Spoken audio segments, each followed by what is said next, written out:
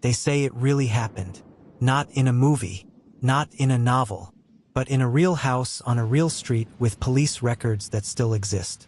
In 2008, a man named Daniel moved into an old two-story house on the outskirts of a quiet town. The house was cheap, too cheap. When he asked why, the agent simply said, "The previous owners left suddenly." No further explanation.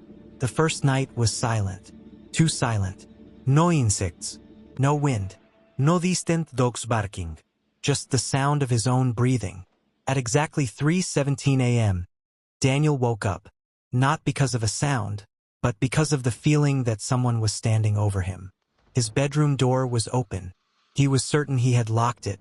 The air felt heavy, like the room was holding its breath. Then he heard it, a slow, wet breathing that didn't belong to him. He reached for the lamp. Nothing. The room was empty. The next morning, Daniel noticed something disturbing. Mud footprints trailed from the front door up the stairs and stopped right beside his bed. There had been no rain. That night, the house began to change. Walls creaked in patterns, 3 knocks, pause, 3 knocks again. The mirrors felt wrong. When Daniel passed them, his reflection lagged. Just for a second. On the 4th night, he heard whispering from inside the walls. Not random sounds. Words.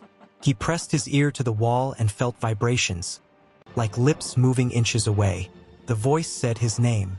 That was when Daniel searched the house records. What he found made his blood turn cold.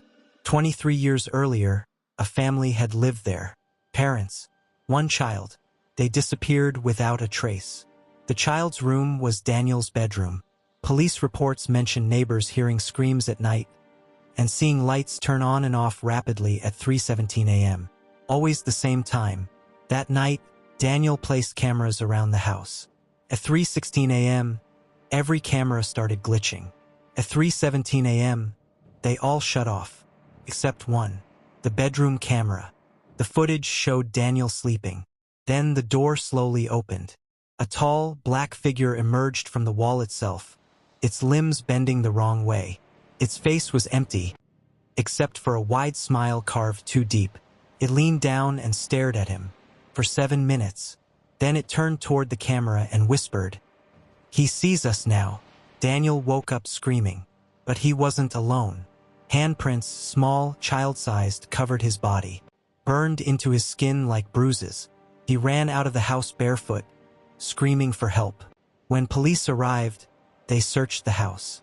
They found a hidden room inside the walls. Inside were bones, small bones, child bones, and carved into the wood were hundreds of names. The last name was Daniel's. The case was sealed. The footage was confiscated.